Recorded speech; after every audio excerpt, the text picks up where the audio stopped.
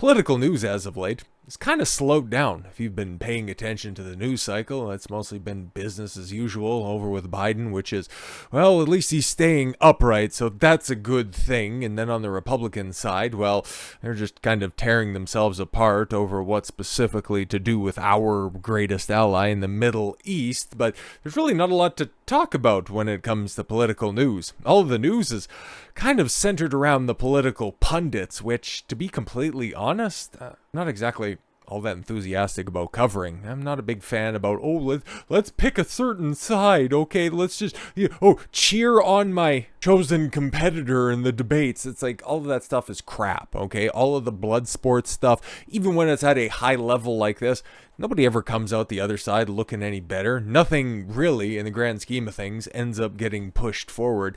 It's all crap interpersonal drama that I really don't care about. Because on top of it just simply being a team sport in a different venue, everybody just ends up really missing the real message at the core of the issues. I just take a look at what's going on over at Daily Wire, which I'm not saying any of this stuff is connected.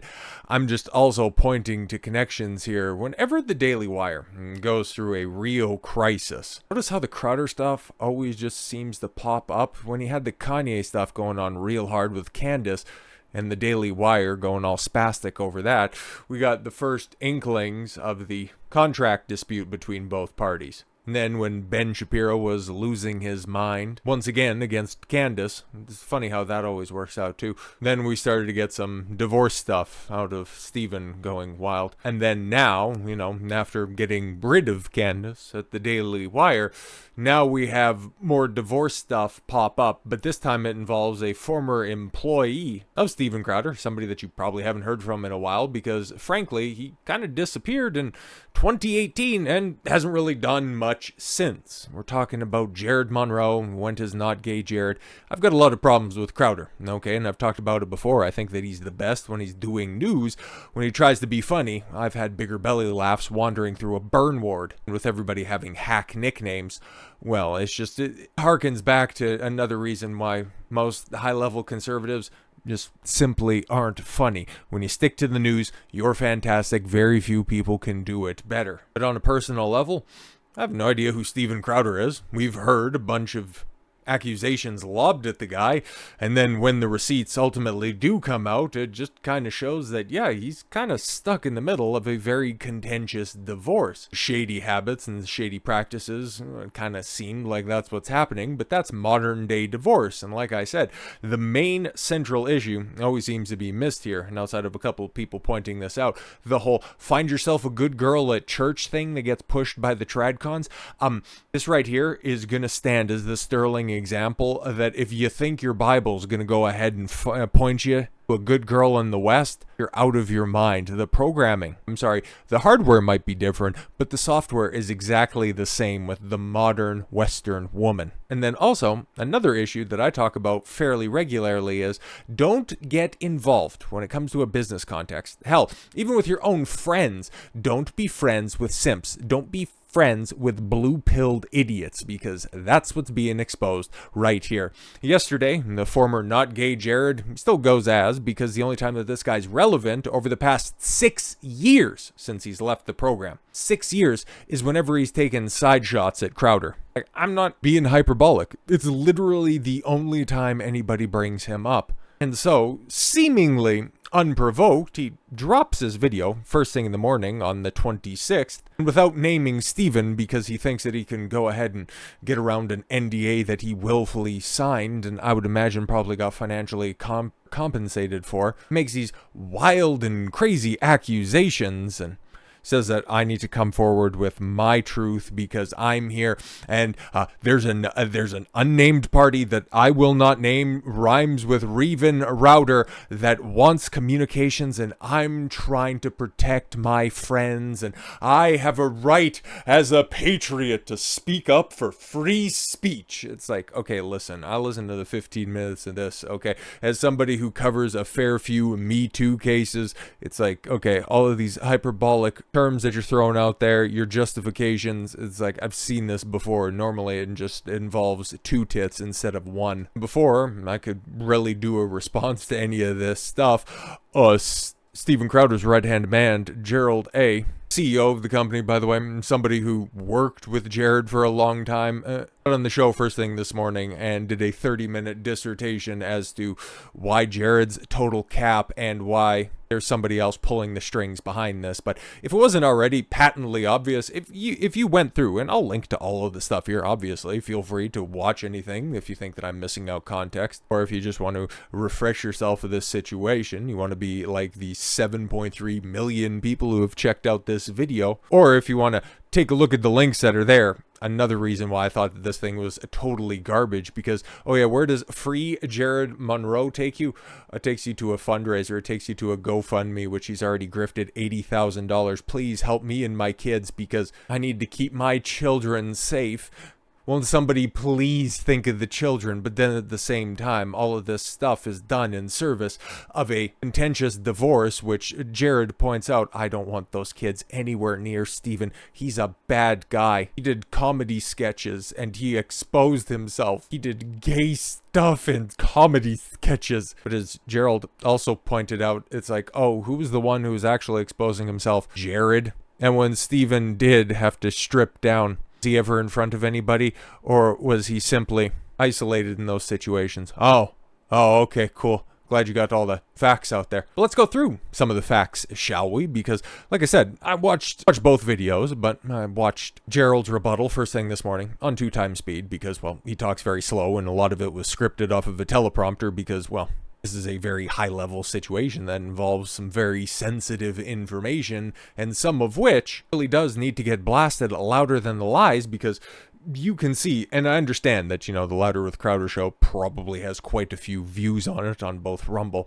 and on YouTube, but the official rebuttal here, 1.2 million views, ain't a shade on the day's lead and the 7.3 million views that Gerald and all the people that already have a bad perception of Steven Crowder. I got recommended over the past weekend, a video about the 10 most unfunny comics by some comedy-focused YouTube channel. I listened to it for a second, and when Crowder's name came up, I'm like, oh, okay, yeah, I generally think. It's like, realistically, I haven't really heard much of his stand-up, and okay, in the way that this dude's criticizing the other comics that are on the list, it had Rosie O'Donnell, Ellen DeGeneres, I think a couple of other social justice hacks, but then by the time Steven Crowder's name came around, it's like, okay, what's the justification of him just being a not funny comedian? Oh, the Daily Wire offered him $50 million and then he went and cried in a video about how that's not enough money. It's like, oh, people are just predisposed to dislike Steven Crowder without even looking at the facts. If you remember that saga that began last year in January, who was the first party to bring up Daily Wire? Who inserted themselves in a situation that they were not named in? They were not alluded to. Numbers were never thrown out. It was simply, hey, look at this. Big conservative. The big conservative talking heads really don't want anybody to succeed. They just want to simply uphold the status quo, and that's why conservatives, in every form and fashion, when it comes to the entertainment industry, continue to get their shit pushed in by the left. But no, nobody remembers that. It's just Steven Crowder was offered $50 million, and he turned it down because he was a prima donna. Like, to this day, it is still getting perpetuated. So yes, I wanted to do this video because I want to put facts, I want to put truth out there. I could give a shit about the interpersonal drama between not gay Jared and his failure to get a career off the ground in the past 6 years, what Steven Crowder's up to. Like I've said before, I watched Steven Crowder. Hell, I was a part of Mug Club. I got the mug is right over there. It's one of the original ones. It's not one of the new ones. I was a fan back in the cut. But after I don't know, October, let's just pick a date, 7th or something like that, when they started to become apologists for our greatest friend in the Middle East, and they just a good foreign country that didn't do nothing wrong, I could just go ahead and, take a step back and go, it's fine. I don't really care. I think I watched, when F and F were on there for a second, that was pretty good. But frankly, right now, the news cycle, when it comes to the political stuff, Like, I like what I like when I'm just going to go out there and try to find some facts and present some information that I think is interesting for you guys out there. When it comes to the big conservative talking heads that are out there, let it all burn at this point in time. Okay, the Daily Wire, they're doing themselves in with trying to stand up for the idea that Christ is King is somehow an anti-Semitic message. And then the other big companies just continuing to bicker and fall into a pit of irrelevance. Like, when was the last time you heard anything that the Blaze was doing? PragerU, nothing at all. They haven't updated their gimmicks, and this is an election year. So yeah, well, a lot of people are also taking the opinion, but they're also erroneously looping this or grouping this situation. Oh, it just really looks like there's some bad people that are involved in this. They could just all take it all together. It all could just burn down. No, from what it appears, from what we see from both positions that have been presented, Crowder's getting attacked. Why is that exactly? Why is he the one that's getting attacked in this one? Who's the one guy who's trying to stand opposed to the rest of the big co-ops that are out there on the right? Who's the one guy that is trying to reform conservative punditry class? Oh, that would be the guy that everybody's trying to tear down behind the scenes and discredit in front of the camera. Oh, it makes a lot more sense. So let's get into the facts here, because I'm not going to play any of the videos. Like I said, I'll link out to everything. It's just there's 45 minutes worth of content right there, and I just want to give the facts. But Gerald has detailed a lot in this a big, long Twitter thread, but he's got receipts, unlike Jared, who said, oh, I can provide receipts. You didn't, bro. You just alluded to stuff. But per Hilary's father, in Hilary's group text thread, this is Stephen's soon-to-be ex-wife who's not leaving without a very, very contentious fight. There's a message liked by Hilary, the extortion scheme, which is, by the way, how this is all ending up. Louder with Crowder files a lawsuit accusing Jared Monroe and Hilary Crowder of an extortion scheme. Yeah, so this is where we're at right now. Louder with Crowder LLC has filed a lawsuit against former employee Jared Mitello, also known as Jared Monroe. So that's not even his real name, or not gay Jared. Oh my God. Okay, accusing him of engaging in an extortion scheme with Stephen Crowder's ex-wife Hilary and her family. So yeah, this is what they're going to be going on. So yes, the extortion scheme involved assembling a team to destabilize Stephen. What's highlighted here, my additional comments in fully understand and agree Hilary's goals and expectations of the outcome of the divorce are reasonable and attainable by employing a media Brian Friedman. Keep that name in mind, and PR strategy that will significantly threaten this public persona and brand. Gotta love marriage laws in the United States, guys. February 17th, 2023, Hilary and Jared met in Atlanta to discuss their strategy and took this picture. Why would you do that? Why would you do that? Yeah, okay, there's all the parties involved in that one. That Hilary in the background. Okay, how he changed my mind. There's a binder right there. Okay. Hey, I have tickets to the aquarium at 2 p.m. We'll pick you up at the airport. Figured we could check in first at the hotel if you wanted to grab food before getting to the fish. Weird. Oh, that's so sweet. Thanks. Perfect. Okay, cool. So two, I guess, single people, based on the picture that we have right there. Just a single dad and a single mom meeting up in a city that's not that far away from the single dad's residence. Oh, I mean, nothing weird about that at all whatsoever. Nothing untowards. A week later, on February 20th, 2023, per Jared's texts, any scenario where Hilary and I team up is the end of Stephen. This is his worst nightmare. Watch the real fear enter his eyes when Tim asks the question. I guess that would be in regards to the Timcast episode that Stephen and Crowder was on. But yes, Jared to Hilary.